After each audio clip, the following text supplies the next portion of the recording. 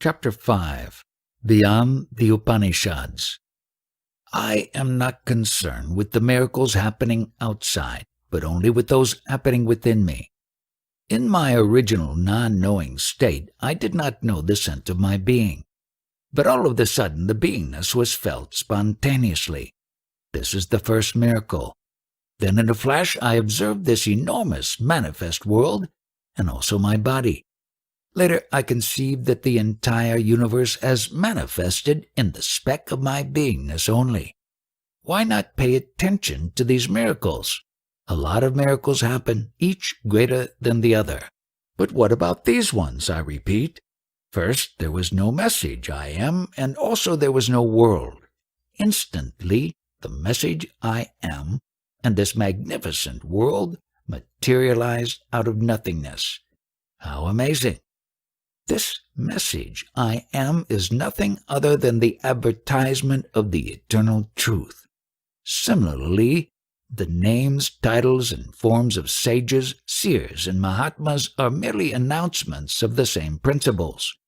For example, when you prepare a number of dishes out of wheat, various names are given to them, but it is the wheat that is the basis for all the dishes. To stabilize me in this eternal principle, my guru initiated me by pronouncing the sacred words Tattvamasi, which means, I am that. From that moment onwards, I lost all interest in worldly affairs. These sacred words are called the Mahavakya, which is a profound statement charged with sublime meanings. What does I am that mean? The word that in the statement refers to everything that is in the totality. Can one get an inkling of the eternal state from any experiences obtained through the body and the world? Certainly not. It is a non-experiential state. Prior to experiencing what was my state, who was there to reply to this? This is to be understood. In that primordial state, I had no information about myself. Now a form, together with the information I am, is impressed on me. You want to be told about this state and you want a name for it. If so, call it by the names Parabrahman or Paramatman. But to whom is the name given? To that me, who did not have a form and the self-information I am. You think you are wise and a yoni, and take pride in it. But do you ever think how and why you are in this experiential state? Just ponder on this. A lifeless, puny ant was lying on the ground, almost invisible. While I looked at it, it showed signs of life, and all of a sudden a formidable lion emerged out of it. How can I take such a lion as real? On similar reckoning, how can I take the world as real? All this creation and that which is called God are worshipped, but since when? That God emanated from the fluid energy and assumed a form. Though it is honored and revered, it is the product of spit, is it not? Prior to my assuming a body form, I had no information as to who or from when or where I was. But the moment my guru aroused me with a call, everything was revealed. This beingness of mine, the experiential state, is mean, low, and despicable. The tiny ant referred to earlier was nearly dead. It had a fluid form as a result of emission. Out of its wetness and fluid energy sprang the lion. This fluid was nothing but something like spit. Out of the same fluid energy, a body, form assumed a shape, and it turned out to be a dwelling place for the beingness. That is the state of love to be. For that matter, whatever is created has the wetness of self-love, the love to be, as its basis. The very wetness is also capable of manifesting itself into the entire movable and immovable world. In the body dwells the fluid energy, and in the fluid energy dwells a latent body. This fluid energy is ethereal, subtle, and most potent. If you have any questions on this topic, please ask. How can I go beyond the state of witnessing? Your question is irrelevant. What did I tell you? Out of the spit, the self-love has taken a form. In the space of self-love manifests the entire universe, which is throbbing and pulsating with the same principle. I have expounded this subject fully, and you ask a question not pertinent to it. I have been explaining to you as to what you are, and you have jumped to witnessing. Did you comprehend that this source of beingness is the spit, and that it is despicable? Yes. Do you know that your beingness is unreal, unworthy, lowly, and a cheat? This beingness, which prompts you to think, I am like this and I am like that, is illusory and fraudulent. When one is a witness, it does not mean that one is like this or that. At present you are not a witness. The question is, what is your present condition? What are you? You want to show off by saying that you are a witness. How was I in the absence of the message I am, that is prior to beingness? I provided you with name tags for that state. These titles are Parabrahman or Paramatman, etc. They are only pointers to the state, but not the state itself. In the ultimate they are redundant, extraneous, and bogus. Beingness is the witness, and I know there is something beyond. Therefore I ask a question, how to go beyond.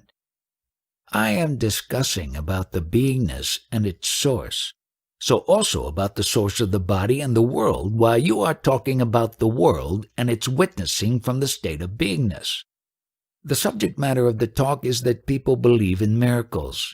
What I am saying is that there is no greater miracle than I experiencing the world. The primary miracle is that I experience of I am in the world. Prior to this experiencing, I abided in myself, in my eternal absolute state. The titles mentioned earlier referred to this state. I have understood, but a little more explanation would be welcome.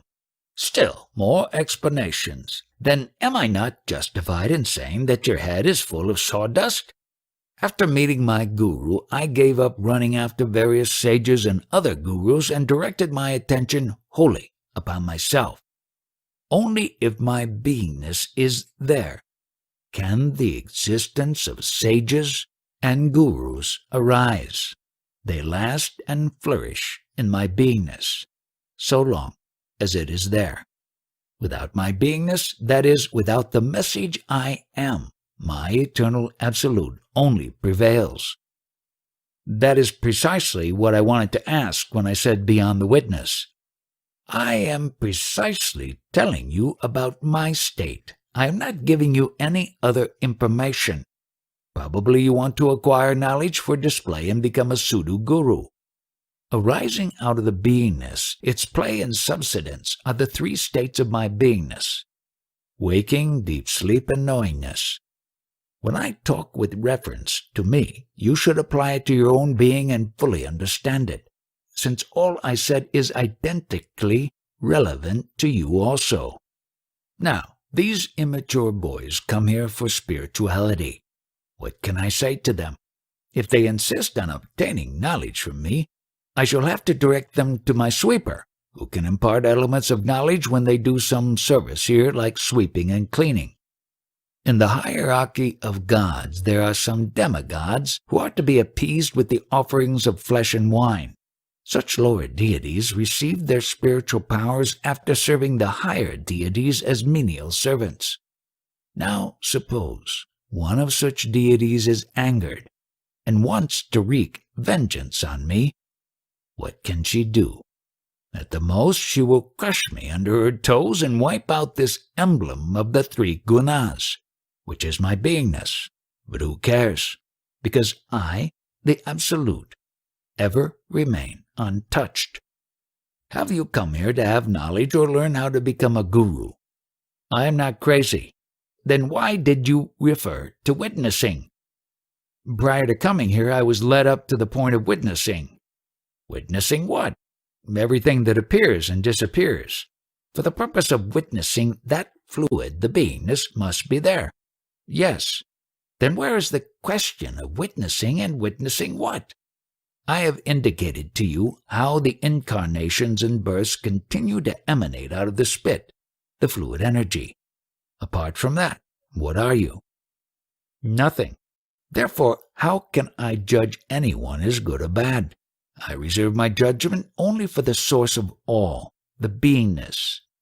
My approach is simple and straightforward. Out of the absolute non-being state, the beingness together with the manifest world emerged before me. How did this happen? My guru revealed it to me while I was in deep meditation. How and due to what causes the manifest world of forms was created. What was revealed to you in your meditation and whatever your guru told you, are they very important indeed? No doubt both are very important, but the eternal absolute state of mind prior to the beingness, when the message I am was not, is supremely significant. Who would have witnessed the message I am if my priormost state of the non-beingness was not? Who would have created them? The creation is self-effulgent and spontaneous. There is no creator.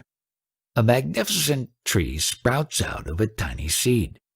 Maharaj asks the visitors to ask questions, but none of them does, so he comments, "Since I have put my axe at the very root of creation, how can any questions arise?"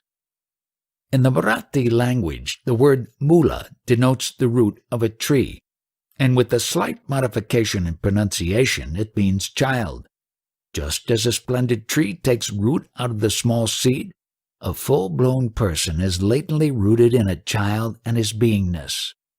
But I, as the Absolute, am prior to the root, the child, and the beingness. You eat different items of food to sustain yourself, which is your childhood principle, the beingness. When it disappears, you will be termed dead. Actually, what are you protecting from death? It is the basic child beingness, the root. With the emergence of the child begins the first day of experiencing. Is the state prior to beingness experienced consciously by Maharaj? In that state, I alone prevail without even the message I am. There are no experiences at all. It is the non-experiential eternal state. How will I know that you know it from your direct experience and not from a book? I repeat, I alone prevail in the state, hence there is no otherness. For any experience, otherness is necessary. But that is true for everybody. Some know it, some do not. Why should I bother about others? Who else is there? In that state of aloneness, I only exist. How is that state to be recognized? When the state of beingness is totally swallowed, whatever remains is that eternal I. Because that absolute I state felt alone, it occurred to it, I am lonely, let me be many, as referred to in the Chandogya Upanishad. This can occur at the threshold of beingness, but since my ultimate state is beyond the grasp of the Upanishads, I reject them. The Upanishads are the storehouse of knowledge, which, however, has emanated from the state of ignorance. The raw material used for presenting the teachings is ignorance only. All the three gunas are bound by and charged with emotions, but are not truth. Because of the creation of this fraudulent world out of spit, people are veritably ashamed. Therefore they do not like to expose the offender through which the spit was ejected. Considering this aspect, how can you have ego at all? From where have you emerged and where are you proceeding to? From nowhere to nowhere. When such profound discussions are going on, only the fortunate ones will be present. Here, your self-esteem is fully exposed. Do you like that? I have nothing to hide. You told me to stand up and fight. Maharaj recites a couplet from a folk song normally sung by dancing girls touring the countryside. The song, with deep meaning, was composed by a famous sage some centuries back. Having had many a lover, I made them dance and they pined for me. But in my guru I met a perfect match. He made me dance to the tune he played. Oh, my friends, listen. Beware of a perfect guru. Once you meet him, where would you be with your ego sense totally wiped out? Kabir, the great poet sage, says in a verse, I recited the sacred names 1,000,000 times, performed austerities and penances, but I did not realize myself. When I met the perfect master, Niranjan, the unblemished, instantly I realized the highest, and abided in the state of non-attention, alak. January 16th, 1980. Chapter 6. The Nectar of the Lord's Feet. If one obtains and relishes the nectar of the Lord's feet, the charan amrita, the mind can be conquered. This means that the mind will no longer hold sway over us.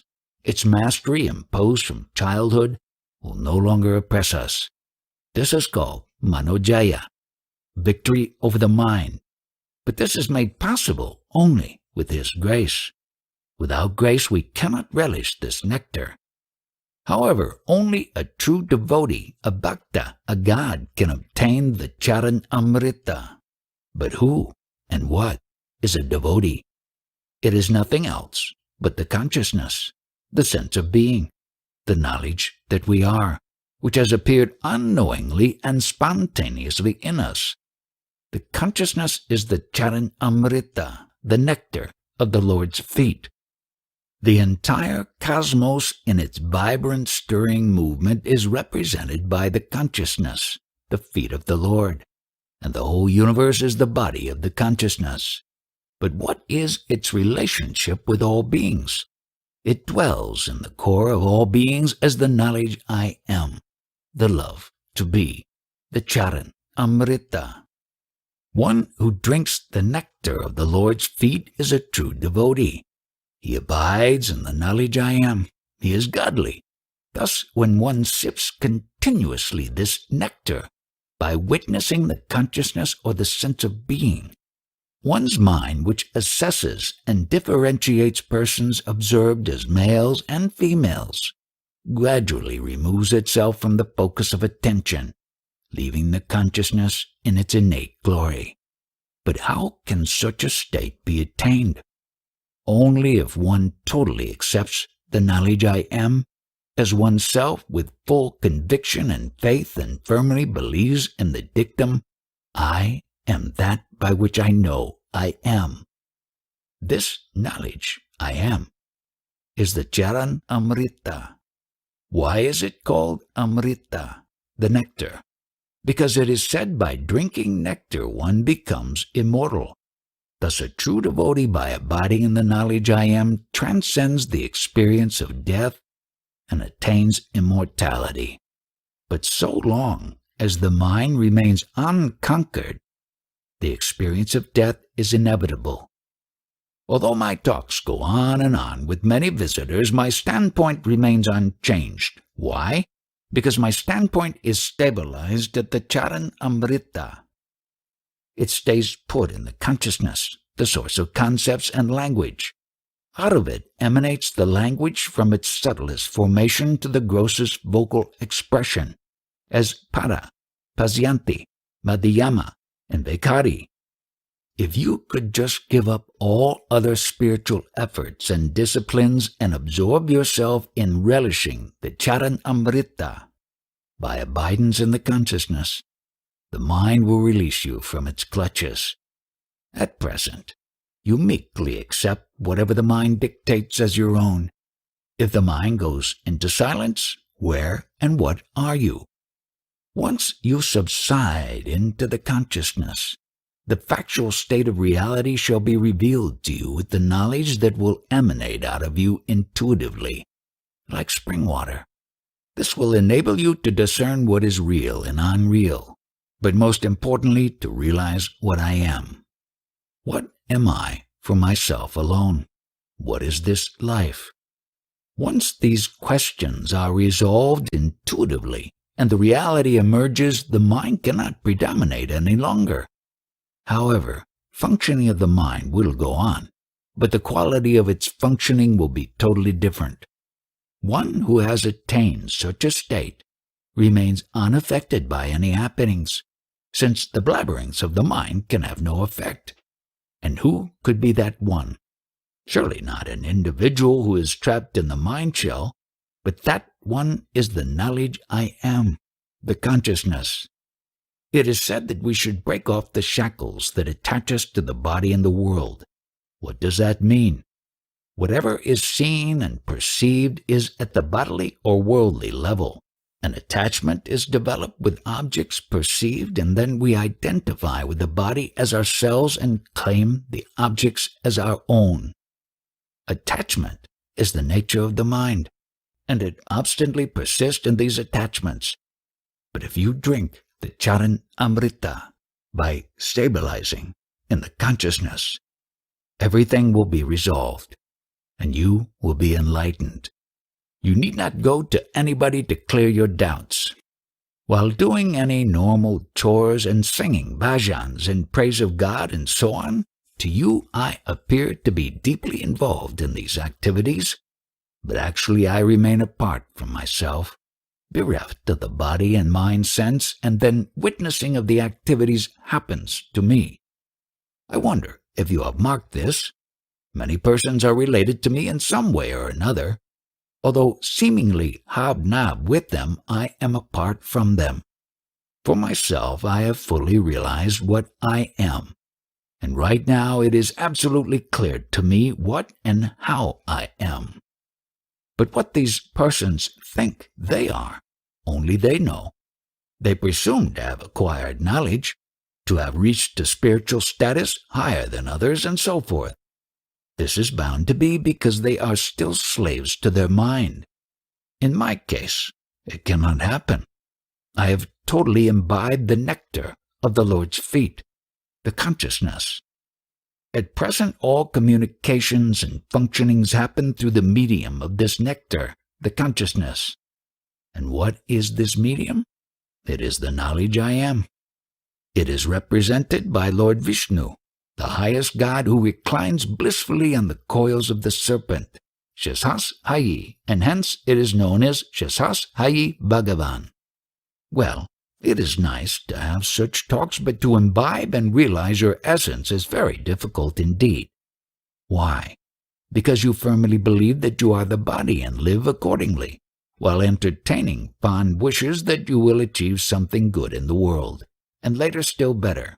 These expectations are primarily based on the misconceived notion that you are the body. The wrong identification, however, dissolves in the nectar of the Lord's feet when you totally subside in the consciousness and lose your individuality. Dissolution of individuality is not possible without devotion to the Master, Guru Bhakti, which in other words is again the consciousness, the Guru Charan Amrita. Abidance in the consciousness removes all past and future problems and stabilizes one in the present, here and now. Consciousness is the sense of knowingness I am without words, and it appeared unknowingly and unsolicited. It is the manifest universal life force and therefore cannot be individualistic. It extends inside and outside, like the brilliance of a diamond. You see a dream world inside you and a perceptible world outside you, provided the consciousness prevails. From the body level, you may say inside and outside the body, but from the standpoint of consciousness, where and what is inside and outside? Only in the realm of knowingness, I am, the consciousness, can a world be, and so also an experience. Hold on to this knowingness I am, and the fount of knowledge will well up within you, revealing the mystery of the universe, of your body and psyche, of the play of the 5 elements, the 3 gunas and prakriti purush, and of everything else. In the process of this revelation, your individualistic personality confined to the body shall expand into the manifested universe, and it will be realized that you permeate and embrace the entire cosmos as your body only. This is known as the pure super-knowledge, Suddhavijnana. Nevertheless, even in the sublime Suddhavijnana state, the mind refuses to believe that it is a non-entity. But as one subsides in the consciousness, one develops a firm conviction that the knowledge you are, the sense of your being, is the very source of your world. This knowledge alone makes you feel you are, and the world is. Actually, this manifest knowledge, having occupied and permeated the cosmos, dwells in you as the knowledge you are. Hold on to this knowledge. Do not try to give it a name or a title. Now, coming to a very subtle situation, what is it in you that understands this knowledge you are? Or from your standpoint, I am, without a name, title, or word. Subside in that innermost center and witness the knowledge I am and just be. This is the bliss of being, the Svarupananda. You derive pleasure and happiness through various external aids and processes. Some like to enjoy good food, some like to see a picture, some get absorbed in music, and so on. For all these enjoyments, some outside factors are essential. But to abide in the bliss of being, no external aids are required at all. To understand this, take the example of deep sleep. Once you are in deep sleep, no aids or treatments are called for, and you enjoy a quiet happiness. Why? Because in that state, identity with the body as male or female is totally forgotten. Some visitors ask me, please show us a path that will lead to reality. How can I? All paths lead to unreality. Paths are creations within the scope of knowledge. Therefore, paths and movements cannot transport you into reality, because their function is to enmesh you within the dimension of knowledge, while the reality prevails prior to it. To apprehend this, you must stay put at the source of your creation, and at the beginning of the knowledge I am. So long as you do not achieve this, you will be entangled in the chains forged by your mind and get enmeshed in those of others. Therefore, I repeat, you stabilize at the source of your being, and then all the chains will snap asunder and you will be liberated. You will transcend time, with the result that you will be beyond the reach of its tentacles, and you shall prevail in eternity. And this sublime state can be attained only by drinking ceaselessly the nectar of the Guru's sacred feet, the Guru Charan Amrita. It is a state of ecstatic beatitude, the self subsiding blissfully in the self. This ecstasy is beyond words. It is also awareness and total quietude. The quintessence of the talk is clear. The most important asset is the knowledge that you are prior to the emanation of mind. Hold on to this knowledge and meditate. Nothing is superior to this. Not even devotion to a guru, Guru Bhakti, or devotion to God, Iswara Bhakti. January 25th, 1980. Chapter 7. To realize the Absolute, even beingness, has to be transcended. Seen from the earth, the sun rises and sets, but from the standpoint of the sun, it shines continuously and has no knowledge of rising and setting, while the beingness and its manifestation, including the activities therein, are temporary and time-bound. That which is prior to beingness is eternal. You are a student of the Bhagavad Gita. Whatever I say, does it agree with the Gita? After listening to your talks, I was able to understand clearly the 15th chapter of the Gita, where mention is made of the Purushottama. Purushottama is the Absolute, the Eternal. While the Absolute is without any external support, being totally self-supporting, it is itself the support for everything else. Krishna has said, those alone who understand that I, the Absolute, am beyond the states of being and non-being, realize my true nature, and all others are fools. Those who are created out of stupid action are also stupid. Whatever Yanni taught. Chapter 8. In the absence of body identity, where is the mind? There is no doer. There is no creator of this manifest world and universe. There is no enjoyer. All is happening spontaneously. While doing japa, repetition of sacred words, should we bring the meaning of the words into the focus of attention? You should not deliberately try to work out the meaning of the japa. Meaning will spread by itself in you, will charge you in due course according to your quality. The manifestation of the dynamic Shakti or energy takes place through the person and varies with each individual. By all means, perform your family activities, comply with worldly and social responsibilities with full zest and enthusiasm, but at least understand and know your own self, what you are, and gradually you will realize that as the knower, you have no identity with respect to a place or form. All perceptible and tangible movements in the universe and world just happen without any specific reason. That is, there is functioning, rotating, vibrating, humming without a purpose. However, you prevail forever, without identity of body form, name, or any other illusory datum. And whatever the other principle is, defined by and identified with form, illusion, name, and body, it creates, nourishes, and sustains itself by itself. Later it has to disappear. Understanding all this action play is knowledge. Lord Krishna only spoke about Paramatman, that is, the highest self, as himself. Others also expounded, but they were caught up in their own concepts. If I do any thinking at all, it relates to the manifestation and its natural play. I do not think of altering the course of manifestation. However, when you engage in thinking, it will be at the personality or individual level about your personal problems.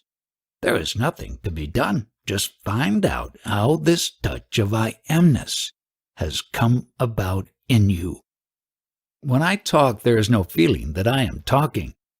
Now you talk from whatever identity you have. What is the support of that identity? The words just come out. When you talk, do you depend on your own existence or someone else's?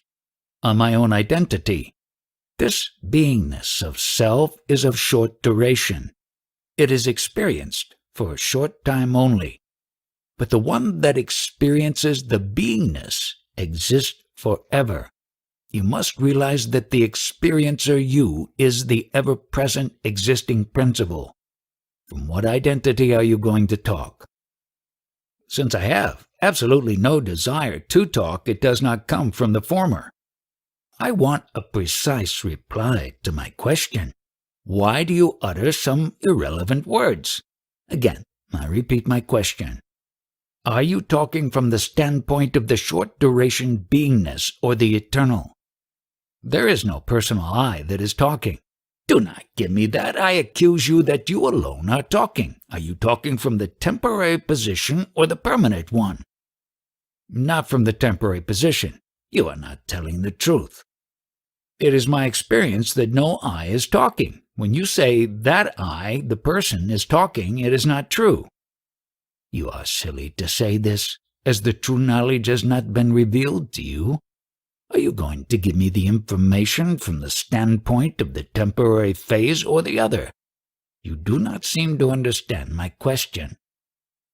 It shows clearly to me that what appears temporal is really temporal. Then what type of information will you give someone about the state which is permanent? I will insist that he should go and see a Sadguru. Then where is the value or worth of the person who is guiding? He will be a guide to some few people who will be visiting him. I am going to send you out of here. I am not going to give you any knowledge. Should I teach you the ABCs of all this? Read the book I Am That and ponder over it first. Every time a fellow comes here, am I to teach him from scratch? How was I prior to the appearance of beingness? How and why did the beingness appear? We must get the answers to those questions only. I follow the approach shown by my guru. Whatever is acquired is unreal and time-bound. This anybody can say.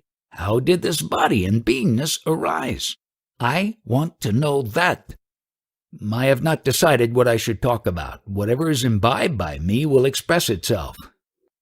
Nobody can decide what he is going to talk about. Suppose you prepare yourself to talk a lot here, and cannot recollect it. Then what? It is not as if whatever you decide is actually going to transpire every time. The sense that you are is a big thing. What is most significant is the fact that you remember your sense of being. Subsequently, all things appear. Earlier, this memory I am was not, then suddenly it appeared. Now I expound on the spiritual talk called nirupana. In Marathi, the word nirupana is derived from the word nirupa, which means message. Therefore, to deliver any spiritual talk that is nirupana, the primary message, I am, must first be present. Then whatever ensues from this primary message will be the spiritual talk. The spiritual message which is delivered gives information about those who listen to the message. For delivering this message, the absolute I assumes the beingness. Now take the case of the government courier. He merely delivers a government message, but he is not the government. He carries out his duty as a government servant. But here, the I amness itself is the government and the courier. Some prophets say that they are messengers of God, but Krishna does not say that. He emphatically declares, all this creation is out of me, but I, the Absolute, am apart from it. And whatever is created out of me blazes like the fireworks in a festival and gets extinguished, but I, the Absolute, prevail forever. There are different methods of expounding spirituality. I do not learn by rote the spiritual pronouncements of others. The main point to be understood is this: how and why did this sense of my being appear, with the title of birth? And how was I prior to the sense of being? Only a very rare one understands this. There have been many incarnations, but only Bhagavan Krishna said, I am the creator of all the avatars and I am also their knower. Both Shankaracharya and Ramana Maharshi have explained this aspect of spirituality with clarity. How am I the eternal I? And how am I the one qualified by the sense of beingness and time? This is to be understood. That is all. But the great Mula Maya deludes you by influencing you to believe that you have taken millions of births. But you, the ignorant one, never ponder on this in a correct manner. Prior to your birth, you had no knowledge that you were, and that you experienced millions of such births. Can such a story be believed at all? You believe that you are born, and that you have rebirths, don't you? What are you, and how are you? Unless attention is paid to this, and it is understood fully, you will not be released from the domination of such concepts. They are also conveyed by the 4 Vedas, which have made many persons dance to their tune. When I concentrated my attention on the point of waking, the Vedas folded their palms in total surrender and went into silence. To understand the process, consider first the Prakriti and Purusha, the 2 eternal principles.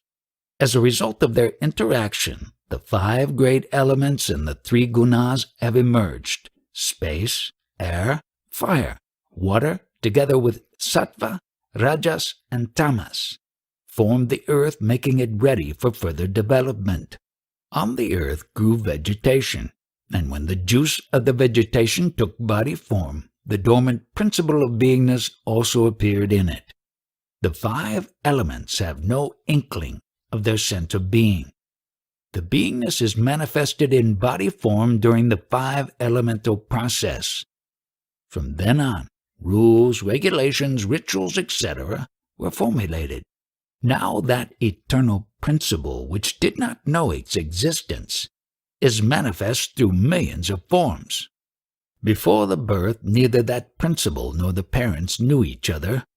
The principle was planted in fluid form in the womb of the mother. In the course of 9 months, it developed into the form of an infant, who is the very seed of all future experiences. This seed, beingness, is the pure sattva, and the quintessence of the food body, and it is wholly ignorance only. The seed of future experiences predetermines prarabdha, which is whatever that future child would have to suffer and experience. The unfortunate child who was not in his knowingness before birth is now presented with a whole gamut of sufferings at birth. At the moment of a child's conception, the exact photo of the total situation in the cosmos, including the material, out of which he was created, parents, position of planets, stars in the firmament, etc., was imprinted on him. What is that principle which takes the photograph? That supreme principle is known by titles such as Brahma Sutra, Mulamaya, Mahatattva, Hiranyagarbha, Atma Prem, etc. It is called Mahatattva because it has supreme significance in the world. This Mahatattva is further known by godly names such as Christ, Krishna, Shiva, and Vishnu. It is also called Parabdhi. That is, the ocean of life seething with millions of forms. Lord Krishna says that through this Yogamaya, the supreme principle, I execute all the universal functions in the world while I, as the Absolute, remain aloof. The entire manifest universe is linked and charged with this energy through Yogamaya, the Yoga Shakti. This beingness was not fully manifest in the womb. Therefore you remember that your I amness, your destiny, has appeared spontaneously and unsolicitedly. This beingness, which is manifest, how long is it going to last? It has brought with it its own expiration date. Hence it is time-bound. In the womb the beingness does not know itself. A jnani is called thusly because he understands the roots of beingness, and that it is pure ignorance only. He does not involve himself in the play of this beingness, and hence transcends it. He observes the sprouting, nourishing, and disappearance of this principle, and he knows he is not that principle. He is the witness and knower of that beingness, the prarabdha. That beingness, which was in the nascent stage in the womb, felt its beingness a little after coming into the world and accepted the identity of its body as itself. Through nourishment, this form began to develop into the image of the parents whose photo was imprinted upon it at the time of conception. This little container of food essence is being sucked by that beingness. I am day and night. The principle that sucks that container is not the body. It is apart from the body. This beingness principle dwells in that food body itself. Just as the child sucks on the mother's breast, the beingness consumes the body. You want self-knowledge, don't you? It is by no means child's play. If you want to be a jnani, you must understand what you are. That is, what this I amness is and how it did appear. What was your true state prior to I amness? Only Lord Krishna has expounded this clearly. He says, since I amness appears and disappears, I the Absolute cannot be that. I forever prevail. My Satguru told me, in spite of your worldly activities, you are unborn. You are apart from all. So any person can become a jnani provided he clearly understands the following. Beingness appears as a result of the food essence body, functions by itself, and disappears when the quality of food body fails to sustain it. In the process of this understanding, he realizes that he is not the beingness, and so abides in the yoni state.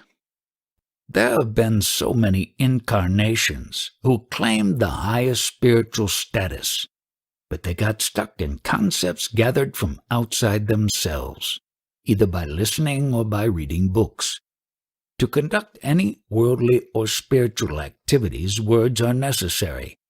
Since a yoni transcends concepts, he is word-free. In the quietude of the yoni, the words went into silence because the Vedas, while saying, "I am not this, I am not that," exhausted totally all their words and became Vedanta. That is, the end of Vedas, end of words. I have told you enough about the prarabdha and its experiences and how and why they were created. Now in this whole play, where are you? What is your location? What is your identity that you would like to preserve? What identity of yours, right from childhood until now, has remained faithful to you? Once you had the identity of a child, followed by that of youth and of middle age, finally that of an old man. Amongst these, which is your one true identity? As a matter of fact, there is no evidence at all that you were born. I do not think of any identity as such. In all my experience, at times I feel the sense of I much less. It is just attention, an object of attention. But when the attention is on I am, then I am becomes less. When you put your attention on I am, do you feel any physical sensation? When my attention is not on I am, it is gone, but when my attention is very strong, objects are perceived. But is your attention stable permanently? Yes. If so, describe that. And do you have this experience? Yes. Then why did you come here? The experience is not continuous. If it is firmly stabilized, then it must be continuous and forever. It is stable for a moment. Who witnesses the two states of pure and impure attention? Maybe the knower, the attention. Perhaps someone remarks on attention, but I do not speak. Who is paying attention to all this, you or somebody else? The truth knows. You study it properly. Do meditation as often as possible. Go into samadhi for hours at a time. My mind is still, but it is attentive. I look at this I am. You have to come up to the stage of knowingness, but you still have to reach your destination. This is possible only when attention merges into attention. If it had expended itself, you would not have come here. Oh, I see I should have chewed up my attention. Yes, currently you are staggering at the stage of attention. It should be fully consumed. You are not talking from that stage of knowledge I am, which is time-bound and temporary. Second visitor.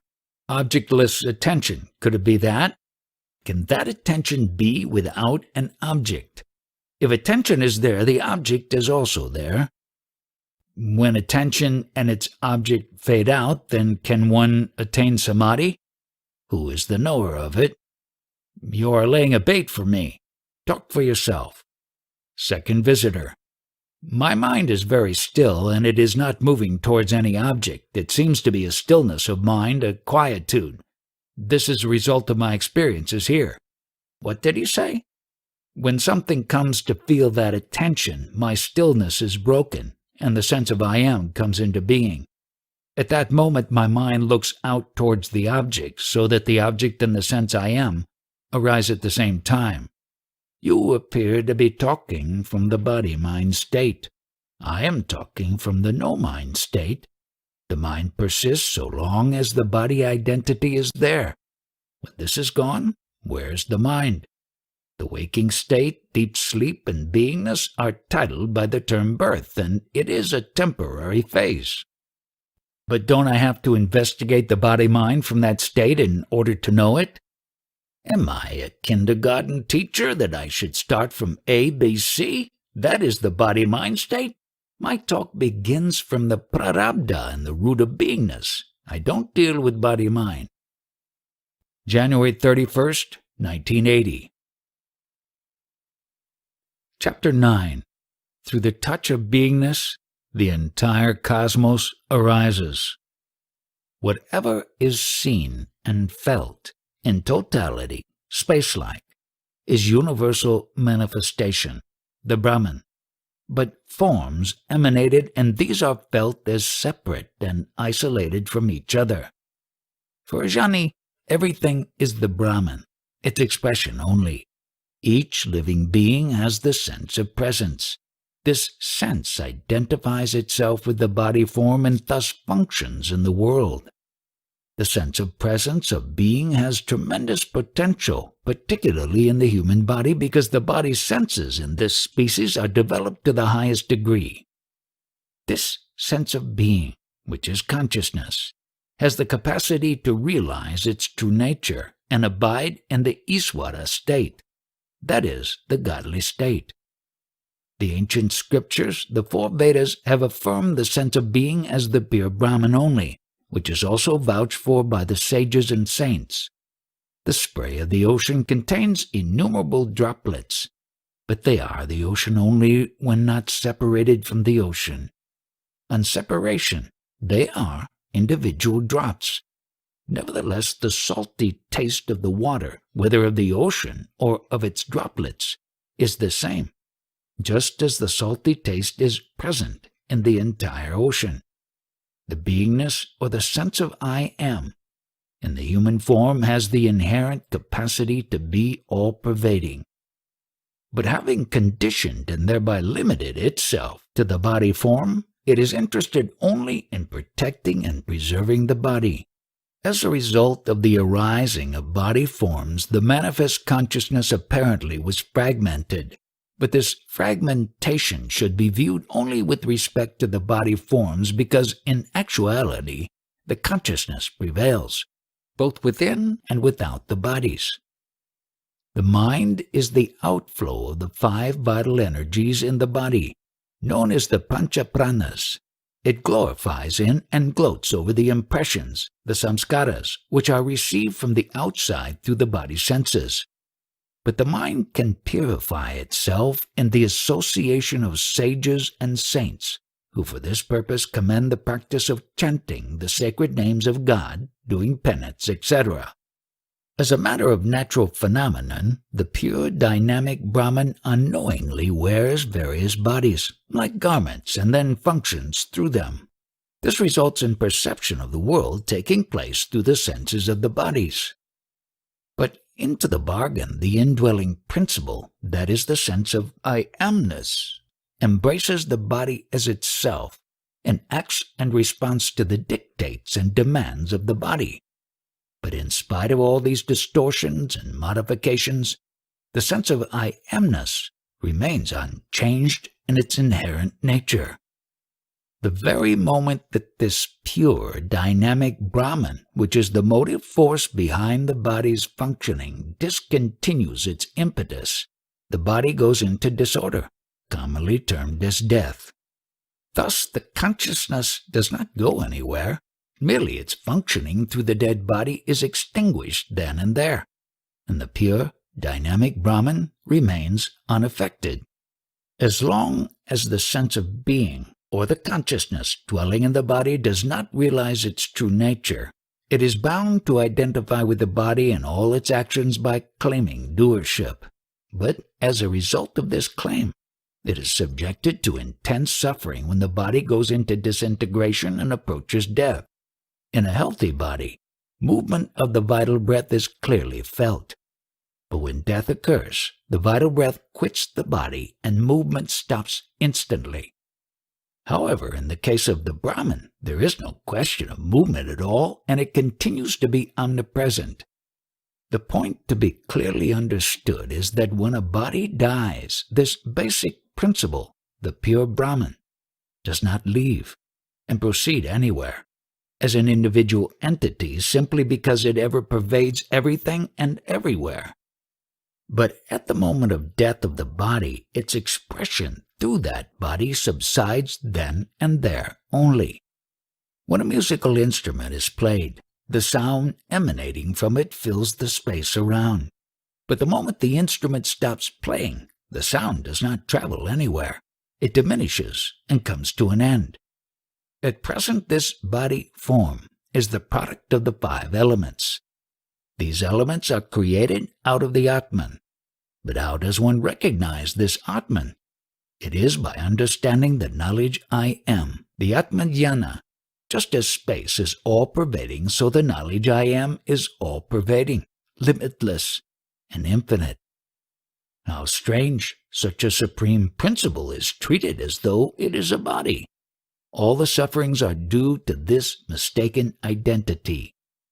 If you give the highest honor due to it, you will not undergo either suffering or death. Birth and death are hearsays. A birth indicates the birth of a body. The latter is made up of food juices. There is no question of the Atman needing to enter the body since it is already everywhere, like the sky. If a body is healthy, its functioning will start naturally because of the prevalence of the Atman principle. This principle is immortal and indestructible. If you want to get a taste of it, understand clearly that it is nothing other than the knowledge you are, the touch of I amness. Do not forget this basic principle. This great principle, the Atman, remains unaffected by whatever actions you do from your body identity. Nevertheless, the touch of I amness appears only when a food body is available. When you state, I am very strong and healthy, it means that plenty of wholesome food has been consumed and digested by you to make your body strong. But the body is not your sense of being. Even though it is strong, it has to be replenished daily with food and water. The vital breath without lips and tongues chews and sucks food essences from the body, while the mind sings in praise of the impressions collected externally through the body's senses. And you, in turn, feel as if you are doing all these activities and claim them as yours. Let us call the sense of being the guna. The guna, that is, the quality or jnana, which means the knowledge I am. This guna or jnana exists always latently in a food particle. So whenever a food form is available, this latent quality manifests itself, with movement and pulsation initially, and as mind later. The supreme all-pervading principle, whose expression through a body is called guna, is named as Saguna Brahman in the Vedas. The name has several meanings like love to be, sense of I amness, beingness, etc. This state has no form or shape, even as the mind has no shape. Only a food body has form. This very principle expresses itself as worms and germs out of a decomposed human body. Whenever surplus food is thrown out and allowed to decompose, you will find live forms crawling in and out of it. The life-giving, dynamic Saguna Brahman gives animation to food forms whenever conditions are conducive, but its expression varies according to the forms. Thus we recognize these as worms, insects, birds, animals, and so on by their very shapes. The very Saguna Brahman, when manifested through a human body, has the potential to lead a seeker to the highest, provided it is understood and realized correctly. And the Saguna Brahman is nothing else but your sense of being and dwells in every human body. By abidance in this state, birth and death will be transcended. For this purpose, you do not have to practice any rituals or spiritual disciplines. Only be prior to mind. Just be. Many persons are busy in the name of spirituality, in doing penances, chanting sacred names, making pilgrimages, and pursuing other disciplines for their salvation. Let them do whatever they want.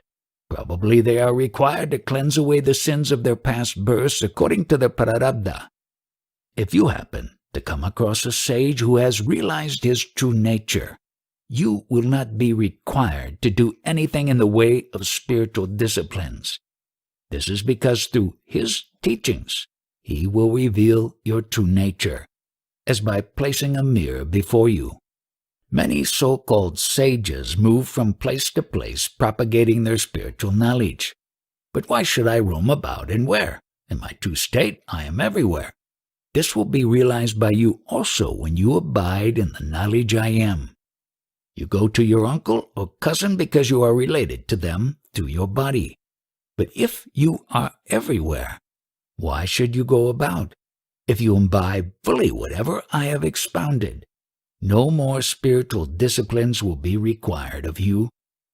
With this understanding, you will observe and conclude that whatever spiritual and worldly activities are happening through you, they are merely entertainments for passing time, and that they are the functioning of the manifest dynamic principle only, the Maya. To abide in the knowledge I am is one's true religion, the Svadharma. But instead of following it, you opted to be irreligious by submitting to the dictates of your concepts, which led you to believe that you are a body. This misconception ensured only the fear of death. If food is not supplied to your body, it will grow weaker and weaker, and one day your vital breath will leave the body. People will pronounce you dead, but you will not have the information. It may be that you are sinful, but this is only in respect of your identity as a body. So also your death refers to the body identity. Please apprehend this clearly, that you, the Absolute, bereft of any body identity, are complete, perfect, and the unborn. But you are accused of millions of births and past lives. In this connection, could you tell me at least one of your past births, if you remember? Do not go by what others say, but speak honestly of your own direct experience only. As a matter of fact, you never had any birth. Various forms are appearing and disappearing as a result of the 5 elemental play. In this play, where are you and what are you?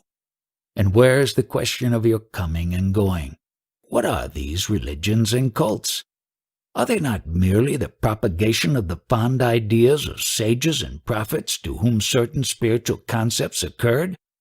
And this could happen because the sages and prophets recognized the sense of being initially. Then they meditated and abided in it and finally transcended it, resulting in their ultimate realization. Thereafter, whatever knowledge sprouted out of them spontaneously became the religions and cults of their followers, because of their deep emotional involvement. The most important fact to be understood is only this. If the touch of beingness is, then everything is.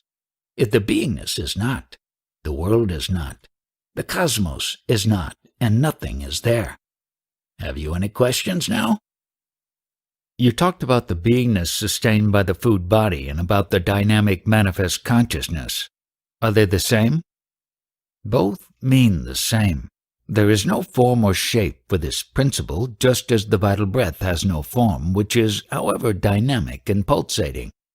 The vital breath alone gives animation to the body, and it will operate so long as the body is healthy. Whatever is seen and perceived is continuously in a state of creation and destruction. But you, in your true nature, are unborn and indestructible. Unless you realize your true nature, there will be no peace for you. No matter how much you strive to acquire any worldly gains, they are bound to go. So also your concepts and various identities. But if you follow any religion in the hope of obtaining something permanent from the outside, you will be sorely disappointed. The main purpose of true spirituality is to liberate oneself completely from one's concepts and conditionings. By following any religion, cult, or creed, one becomes inevitably conditioned, because one is obliged to conform and accept its disciplines, both physical and mental. One may get a little peace for some time, but such a peace will not last long. In your true nature, you are the knower of concepts and therefore prior to them. A dead body is lying on the ground, and since the manifest Brahman is everywhere, It could not have left the body. Then what is that principle that left the body to make it dead? Let us regard the Brahman as space for the purpose of this discussion. Can the space be confined within the body? Next, tell me, where did the death of that body begin in the all-pervading space? Is that possible? What sort of question did you ask? You better reframe your question to make it sensible. In the living body, there should be something other than space. Other than space? Space is there. In the space, a lump of food was there, and out of this food a body was formed. The manifest Brahman, which we have called space, expresses itself through the healthy food body. You are inclined to call it Atman, but the Atman is not created like a body. It is the unborn principle, the Brahman. Oh, that means Atman is never created? Certainly Atman has no birth. It is through the all-pervading Brahman that the body, together with the vital breath, functions. And then you interpret the process as the birth of Atman.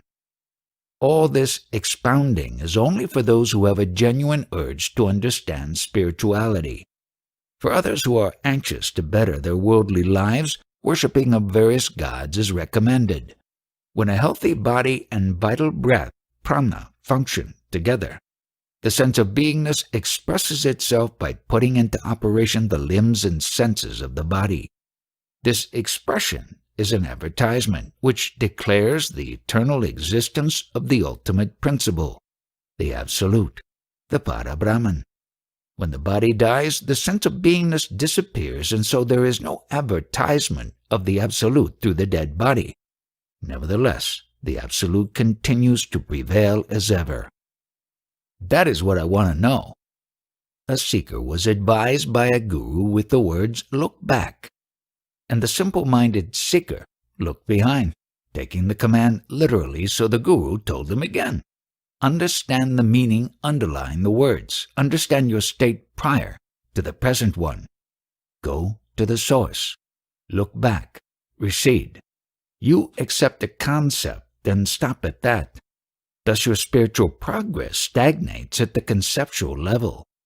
You indicated your identity at various stages of your life by such concepts as a child, a boy, a youth, a middle-aged man, etc.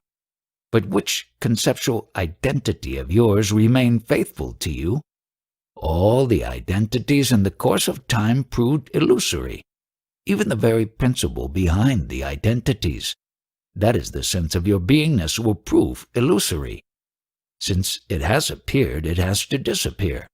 Therefore it is temporary and time-bound. But the knower of the beingness is the eternal Absolute. Whatever experience you undergo is imperfect. Nevertheless, you will continue some spiritual practice because the mind will not allow you to be quiet.